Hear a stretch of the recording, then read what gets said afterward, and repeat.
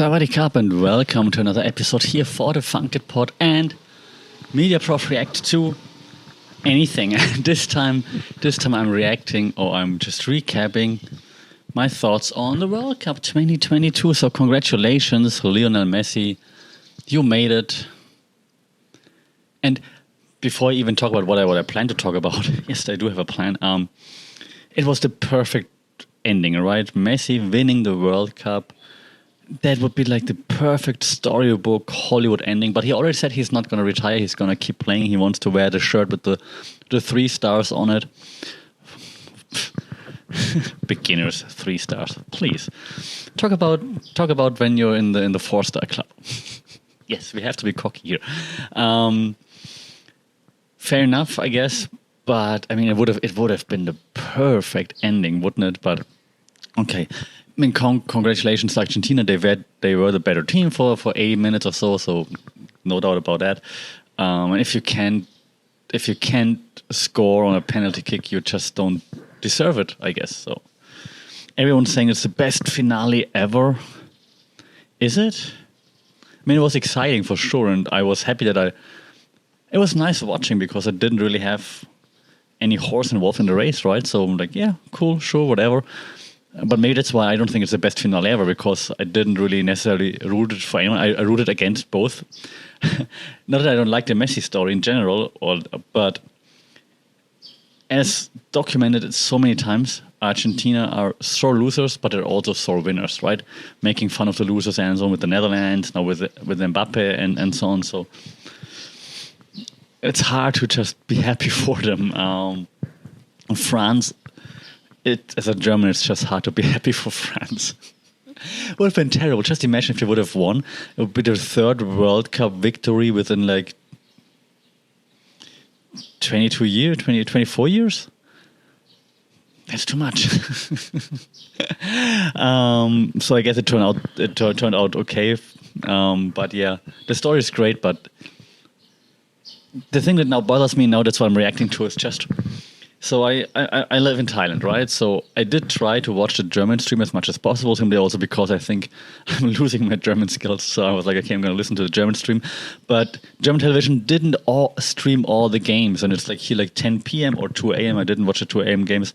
But 10 p.m. is just, okay, just stream it. And then sometimes the German streams aren't on the TV that streams on free TV, but they are like behind like a paywall. It's like from the communications provider in Germany, Telekom, T-Mobile.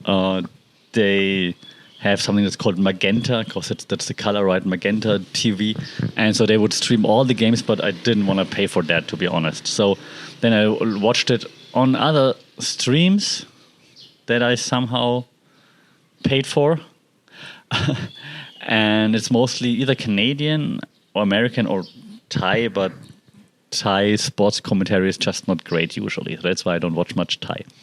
So, and I talked about this before, right? The German stream or the German TV broadcast is like 80% about the human rights and stuff. It died a bit down in the end, but they still talked about like what's happening in Doha and Qatar, and that journalist died again. And it's an American journalist, and none of the American streams mentioned it, like broadcasts that I watched, like none of them like mentioned it. It was crazy. Like, what? I mean, yeah, it might have been natural causes. Let's hope that it's nothing else, but what? No one's mentioning that? The only broadcaster that I saw mentioning it in more detail was an MMA broadcast. Like, come on, please. And also they didn't talk about, like, isn't it a bit convenient that or coincident? Isn't that a bit of a coincidence while there's being stuff sold right outside my studio? Yeah, so isn't it a bit of a coincidence that the guy who wears a rainbow shirt and dies from a bronchitis, is that how I pronounce it? Bronchitis, right? Huh. So no one talks about that. No, and also Canadian, American streams, broadcasts did not lose a single word on like the human rights issues. Neither did the British stream that I watched a few times, the British broadcast. I think I think I've heard like, I don't know, maybe 2 or 3 mentions of it when I watched the British broadcast with some of my friends, but that's about it. Like, and now it's the best World Cup ever. And in Germany, and I'm not saying everything is perfect in Germany, so please don't misunderstand, but in Germany, we're making fun of that. Like, it's like, Qatar says it was the best World Cup ever, and we're like, yeah, best World Cup ever, right? But in the US, in Canada, in many other even Western countries, obviously, or like also here in Thailand, of course, or in Japan, they're all running with it, and they're serious about it. Like, what? Like, excuse me? Did we forget how many thousand people died, construction workers died during the World Cup? And we're like, awesome, best tournament ever. Like, so the plan worked out, right? For Qatar, the plan worked out. Like, what? See, we can enjoy the games, yes. Congratulations to all the teams. Congratulations to Messi. Congratulations to Morocco for being like unbelievable. The underdog. What a great story, right? I wish they would have made it to the final. Fantastic story. But we can celebrate this, but we can also look at what was happening, what is happening in Qatar. I mean, it's not like either or. You can look at both things, right? You can celebrate Morocco, you can celebrate the games, and you can look at Qatar and saying, well, what the fuck is happening? And I'm missing this, but now I'm just hating on American broadcast just because American and Canadian streams were the ones that I paid for and to watch. And like I said, I saw some British, I think 2 games on the British broadcast, and they also didn't mention much about it. So I don't know. Here in Thailand also, there's no word about it, of course. And I asked my Japanese friends, and I have like a few of those that I play volleyball with, but we're of course following football. And I asked them, like, how's the broadcast in Japan? Is there anything? They're like, no, we're all just hyped. It's like after they beat Germany, they're all just hyped, and there's no word on Qatar and the issues, human rights, anything. It's all just like best, awesome World Cup, let's go. Crazy. And the question now is why? And because we talked about this before, right? We talked about like bad news are good news too.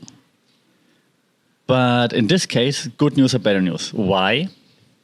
Because if someone tells you what you want to watch is crap, is bad, don't support it, then maybe a few people are like, okay, I'm not watching. Like in Germany, we did have, I have friends in Germany who said they're not watching it just because of that, right? So that's why you didn't want, as a media outlet, you don't want to spread that message. You're like, no, you come back and watch with us, of course, just watch here. And that's why you go with the, it's so awesome, look at this, best World Cup ever, and tune in again, bigger, better, yay. So that's why that I think most outlets decided to not be critical. Also, of course, sponsorships, like the sponsors that sponsor the World Cup, McDonald's, whoever, they also sponsor those outlets, of course, those broadcasting stations, and like, hey, if you broadcast the event, we paid like $7 gazillion for the sponsor, you better be nice about it, and because you want our sponsorship money too, don't you? So I think that's a big part too. So it's overall, I think the reporting from a journalistic point of view was disappointing. From a spectator point of view, of course, it was fantastic. The tournament was great. It had upsets, it had underdogs, it had like dramatic finale, fantastic. Like from a spectator point of view, with no horse in the race, fantastic.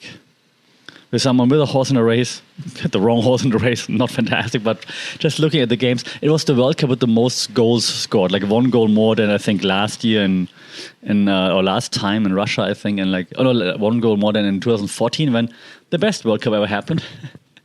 So 1 goal more than back then. So yeah, great, all good from a spectator point of view, and also the no alcohol thing, right? I don't drink anyway, so I was like, yeah, cool. And lots of people in the interviews, at least on German TV that they interviewed, that they said like, actually, at first we thought, yeah, sucks. But then we thought, hey, actually kind of cool because everyone is so friendly. Everyone's having fun. So I'm not hating on this. I think that's a great idea. I would love to go to events where there's no alcohol. The biggest thing, like here in Thailand right now, there's like a new Muay Thai event series, which looks very promising, which looks kind of cool.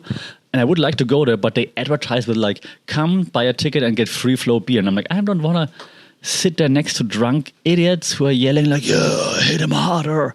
So I do like if that there's no alcohol or like less alcohol involved when you watch sporting events, football games in this case.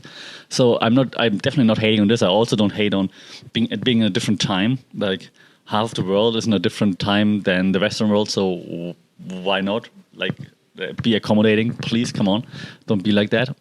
So no problem with that. Only problem is really like with the human rights issues and that lots of states/broadcasters just didn't give a F about it.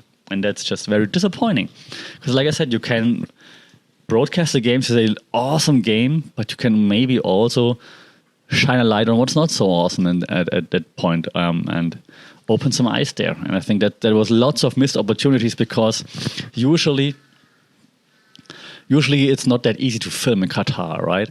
Also, like one of the German media members said, like this right now, like after the first issues they had, like that came to light in the very beginning, you might have seen that lead up to the World Cup, like in the first week or so. Afterwards, he said they were really accommodating. Like you needed less like, or there were less regulations. You needed less permits to film than usually. So missed opportunity, I guess, which is kind of sad. But hey, so I've been ranting for like way too long, 12 minutes or so, about like how disappointed I am. So I can just sum it up in, I'm disappointed in the media. Generally speaking, yes, focus on the good things, on the cool things, on the spectator-friendly games, yes, but maybe also shine a light on the issues. And I'm not even starting to talk about Elon Musk be visiting the final, because it's going to be in a different episode. So let me know what you think about the World Cup. Do you think, no, hey, you're overreacting, you're exaggerating, don't be like that, we needed some distraction, we don't want to hear about all the issues? Or do you agree with me and say like, yeah, focus on the games, sure, but maybe then also use sometimes, you're already there, why not educate people on what's actually happening, how many people died there, how they get screwed over and so on. Yeah. Let me know your thoughts. Really, really curious. Maybe am I overreacting? Am I exaggerating? Let me know what you think. Shout out in the comments. As always, like, share, subscribe. If possible, rate this podcast because it really helps to get a bigger audience, and then we can have a broader discussion to maybe come to a conclusion to some extent. So do that. Until then, stay safe, take care, and we'll talk soon. Sawadee Krap.